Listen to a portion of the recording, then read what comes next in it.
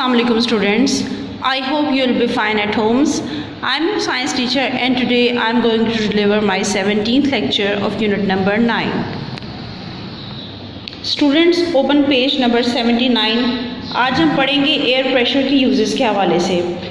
We use air pressure in several ways in our daily life. यानी हम हवा का जो एयर प्रेशर है उसको डिफरेंट वेज से अपनी डेली लाइफ में हम उसका इस्तेमाल करते हैं. जब आप यूजुअली जो जूस कोई स्ट्रॉ के ज़रिए पीते हैं तो जो जूस है उस बॉटल में से वो कैसे ऊपर आता है, स्ट्रॉ के अंदर आपके स्ट्रॉ के ज़रिए जो है वो आपके मुंह के अंदर किस तरह से जाता है, just because of air pressure कि हवा का जो दबाव है वो हवा के प्रेशर की वजह से जब आप उसको खींचते हैं तो वो हवा के प्रेशर से स्ट्रॉ के अंदर आता है और इस वजह से आप उसको पी सकते हैं. एयर प्रेशर जो है वो लिक्विड के अंदर जो है वो बॉटल को फोर्स करता है और इस तरह से जो लिक्विड है वो ऊपर की तरफ राइज अप होता है. इसके अलावा एक दूसरी मिसाल भी है कि आपने यूजुअली देखा होगा कि हॉस्पिटल्स वगैरह में जो सिरिंज जो इंजेक्शंस वगैरह लगाए जाते हैं, जो सिरिंज होती है, जब सिरिंज को जो प्लंजर है जब आप उसको इसकी किसी इंजेक्शन के अंदर इंजेक्शन की बॉटल के अंदर डिप करते हैं तो तब तो उसके अंदर जो है वो कोई हवा जो है वो उसके अंदर नहीं होती है सिरिंज के अंदर. लेकिन इंजेक्शन के अंदर इंजेक्शन वाली जो बॉटल है उसके अंदर जब आप उसको डालते हैं और उसके बाद उसके प्लंजर को खींचते हैं तो जो हवा का प्रेशर है वो लिक्विड को फोर्स करता है कि वो उस नीडल के ज़रिए जो है उस प्लंजर के अंदर आ जाए और इस तरह से जो है ये इंजेक्शन जो है वो लगाया जाता है.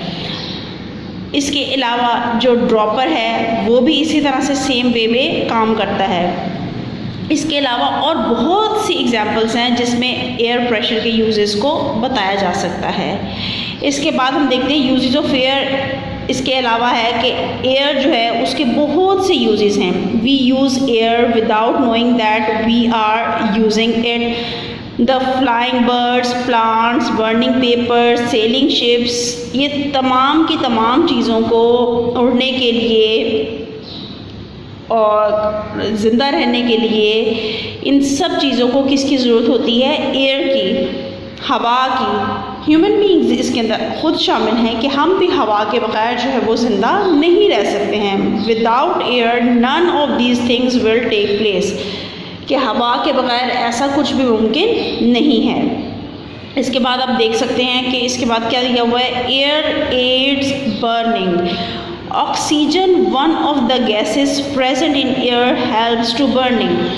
कि ऑक्सीजन सिर्फ आपको ज़िंदा रहने के लिए, इंसानों को सिर्फ आपको सांस लेने में हेल्प नहीं करती, इसके साथ साथ जो बर्निंग का प्रोसेस है उसके अंदर ऑक्सीजन गैस का होना बहुत ज़रूरी है. जब तक ऑक्सीजन की प्रेजेंस नहीं होगी तो बर्निंग का प्रोसेस पॉसिबल नहीं है.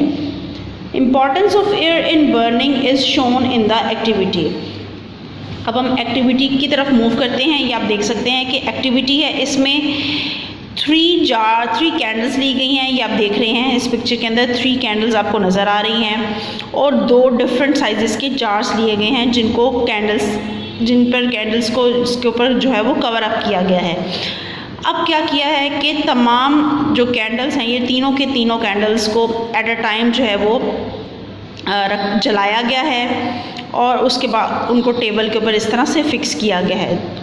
आप जो 2 कैंडल्स हैं उसको ग्लास जार्स के साथ आप उसको कवर कर देंगे और जो एक कैंडल है उसको आप अनकवर्ड रखेंगे. With the help of a watch note the time taken by each candle to stop burning.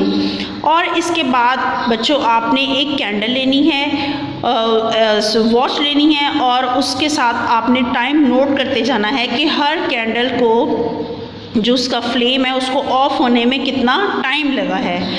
Result आप क्या देखेंगे, the candle covered with a smaller jar extinguishes first. कि सबसे पहले वो कैंडल बुझ जाएगी जिसके ऊपर छोटा सा जार दिया गया है, फिर उसके बाद जो बड़ा जार जिसके ऊपर दिया गया है उसके बाद वो कैंडल बुझ जाएगी. लेकिन जो कैंडल बाहर खुली विदाउट जार के बगैर रखी गई है वो कैंडल जलती रहेगी। बच्चों क्यों चलती रहेगी? हम इसकी रीज़न जानते हैं। The oxygen present in the air inside the jar gets used up and the candle extinguishes. अब क्या है कि जो ऑक्सीजन जार के अंदर प्रेजेंट होती है वो कैंडल यूज़ करती है और उसके बाद कैंडल जो है वो बुझ जाती है, क्योंकि उसके बाद क्योंकि जार को तो आपने कवर किया है, जितनी ऑक्सीजन है मौजूद वो तो इस्तेमाल होगी, लेकिन इसके बाद जो कंटिन्यूटी ऑक्सीजन की तो नहीं है, इसलिए जो है वो कैंडल जो है उसका फ्लेम ऑफ हो जाता है। और छोटा जार जो है वो सबसे पहले उसके अंदर कैंडल इसलिए बुझेगी क्योंकि उसके अंदर जो है ऑक्सीजन की सप्लाई कम है, इसलिए सबसे पहले वो कैंडल बुझेगी। जो थोड़ा सा बड़ा जार है उसके अंदर ऑक्सीजन की प्रेजेंस थोड़ी सी ज़्यादा है, इसलिए उसके थोड़ी सी देर के बाद वो बुझेगी। लेकिन जो जार के बग़ैर कैंडल ओपन एयर में रखी गई है वो जलती रहेगी, because air is present all around us, oxygen is present in the air, that's why वो कैंडल जो है वो जलती रहेगी। तो ये मैं आपको शो करके भी दिखाती हूँ ताकि आपको ये बिल्कुल क्लियरली आपके समझ में आ सके। स्टूडेंट्स ये आप देख सकते हैं कि ये मैंने जार्स लिए हैं, एक के ऊपर छोटा है, ये देखें। सबसे पहले वो कैंडल ऑफ हो गई जिसके ऊपर स्मॉल जार दिया गया था। अब इसके बाद देखें, आपको क्लियरली नज़र आया होगा कि इसके बाद जो इससे थोड़ा सा बड़ा जार है उसका फ्लेम भी ऑफ हो गया है। आई होप कि आपको ये एक्सपेरिमेंट समझ में आया होगा। आपने ये एक्टिविटी घर में भी करके देखें और इससे आपको मज़ीद वाज़ा जो है वो खुद करके भी आपको समझ में आएगा।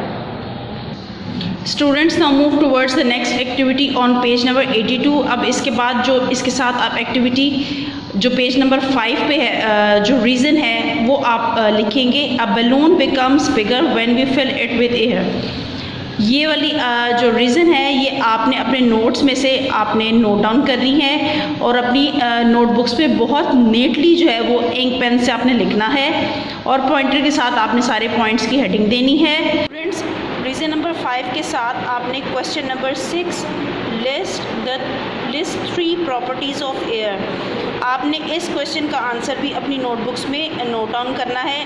नोट्स आप लोगों के पास हैं, आपने उसी को फॉलो करते हुए इसका आंसर अपनी नोटबुक में लिखना है। आई होप कि आप इन सब चीज़ों को प्रॉपर तरीके से फॉलो करेंगे। Till the next lecture students, अल्लाह हाफ़िज़।